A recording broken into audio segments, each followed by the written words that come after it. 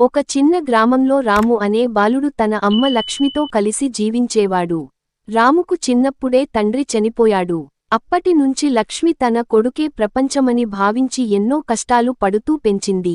గ్రామంలో వాళ్ళు, పాపం లక్ష్మి ఎంత కష్టపడుతోంది అని మాట్లాడుకునేవారు.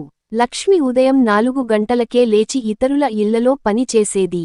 ఎవరి ఇంట్లో పాత్రలు తోమేది, ఎవరి ఇంట్లో బట్టలు ఉతికేది.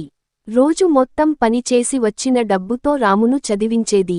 కాని ఎంత కష్టమైనా తన కొడుకు ముందు మాత్రం నవ్వుతూనే ఉండేది. రాము చిన్నప్పటి నుంచి తెలివైనవాడు. చదువులో ఎప్పుడూ మొదటి స్థానం తెచ్చుకునేవాడు. కాని తన అమ్మ పడుతున్న కష్టాలు చూసి అతని మనసు బాధపడేది. ఒకరోజు స్కూల్ నుంచి వచ్చి అడిగాడు, అమ్మా, నువ్వు ఎందుకు ఇంత కష్టపడుతున్నావు? లక్ష్మి నవ్వుతూ, నీ భవిష్యత్తు కోసం రా బాబూ. నువ్వు పెద్దవాడై మంచి ఉద్యోగం చేస్తే నాకు అంతే చాలు అంది. ఆ మాటలు రాము గుండెల్లో నిలిచిపోయాయి. రోజులు గడిచాయి. రాము 10వ తరగతిలో జిల్లా ఫస్ట్ వచ్చాడు.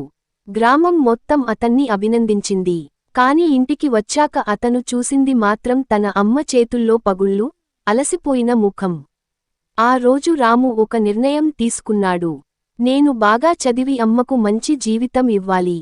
ఇంటర్, డిగ్రీ అన్నీ స్కాలర్షిప్లతో చదివాడు. రాత్రిళ్ళు పార్ట్ టైం పనిచేసి తన ఖర్చులు తానే చూసుకునేవాడు. లక్ష్మి మాత్రం ఇంకా పని ఆపలేదు. ఒకరోజు రాము హైదరాబాద్లో పెద్ద కంపెనీలో ఉద్యోగం సంపాదించాడు. నెలకు మంచి జీతం. ఆ వార్త విన్న లక్ష్మి ఆనందంతో ఏడ్చేసింది. నీ నాన్న ఉంటే ఎంత సంతోషపడేవాడురా అంటూ రామును కౌగిలించుకుంది. ఉద్యోగం వచ్చిన తర్వాత రాము నగరానికి వెళ్ళిపోయాడు. మొదట్లో ప్రతిరోజూ అమ్మతో మాట్లాడేవాడు. కాని కొద్దికొద్దిగా పని ఒత్తిడి పెరిగింది.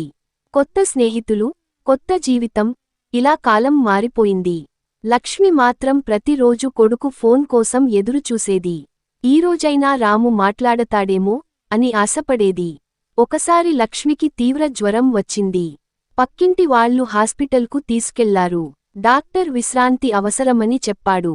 అయినా ఆమె ఒక్క మాట మాత్రమే అడిగింది, నా కొడుక్కి చెప్పొద్దు, వాడికి పని ఉంటుంది. కొన్ని రోజుల తర్వాత రాము ఊరికి వచ్చాడు. కాని అతను వచ్చినప్పటికీ ఫోన్లోనే బిజీగా ఉండిపోయాడు. లక్ష్మి ఎంతో ప్రేమగా అతనికి ఇష్టమైన పప్పు, ఆవకాయ, చపాతీలు చేసింది. రా బాబూ, నీకు ఇష్టమైనవి చేశాను అంది. రాము త్వరగా తింటూ, అమ్మా, ఇవి ఇప్పుడు ఎవరు తింటారు? సిటీలో ఇలా తినరు అన్నాడు. ఆ మాట విన్న లక్ష్మి కళ్లలో నీళ్లు తిరిగాయి. కాని బయటకు మాత్రం నవ్వింది. రాత్రి రాము నిద్రపోతుండగా లక్ష్మి అతని గదిలోకి వెళ్ళింది. చిన్నప్పుడు రాము వేసిన డ్రాయింగ్స్, పాత బొమ్మలు చూసి మెల్లగా కన్నీళ్లు తుడుచుకుంది. నా బాబు చాలా పెద్దవాడయ్యాడు అని తనలో తాను అనుకుంది. కొన్ని నెలలు గడిచాయి. ఒకరోజు రాముకు పక్కింటి వ్యక్తి నుంచి ఫోన్ వచ్చింది. రాము బాబూ, అమ్మ ఆరోగ్యం బాగోలేదు, వెంటనే రా. ఆ మాట విన్న రాము వెంటనే ఊరికి బయలుదేరాడు. హాస్పిటల్కు చేరుకునే సరికి లక్ష్మి మంచంపై బలహీనంగా పడుకుంది. రామును చూసి ఆమె కళ్లలో వెలుగు వచ్చింది. రా బాబూ, వచ్చావా అని బలహీనంగా అడిగింది. రాము కన్నీళ్లు ఆపుకోలేక ఆమె చేతిని పట్టుకున్నాడు. అమ్మా, నన్ను క్షమించు, నేను నీ ప్రేమను అర్థం చేసుకోలేకపోయాను. లక్ష్మి చిరునవ్వు నవ్వింది. తల్లి ప్రేమకు క్షమాపణలు అవసరం ఉండవు రా. నువ్వు సంతోషంగా ఉంటే చాలు. ఆ మాటలు చెప్పి ఆమె కళ్లను మెల్లగా మూసుకుంది. అమ్మా, అమ్మా అంటూ రాము గట్టిగా ఏడ్చాడు. ఆ రోజు అతనికి తెలిసింది, జీవితంలో ఎంత పెద్ద ఉద్యోగం, ఎంత డబ్బు సంపాదించినా అమ్మ ప్రేమకు సమానం ఏదీ ఉండదని. కొన్ని రోజుల తర్వాత రాము తన ఉద్యోగం నుంచి సెలవు తీసుకుని గ్రామంలోనే ఉండిపోయాడు. తన అమ్మ పేరుతో ఒక చిన్న పాఠశాల ప్రారంభించాడు.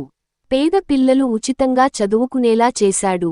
పాఠశాల గేటు మీద ఒక వాక్యం రాయించాడు, అమ్మ చేతి అన్నం విలువ తెలిసినవాడే జీవిత విలువ తెలుసుకుంటాడు. ప్రతిరోజు ఆ వాక్యం చూసినప్పుడల్లా రాము కళ్లలో నీళ్లు తిరిగేవి.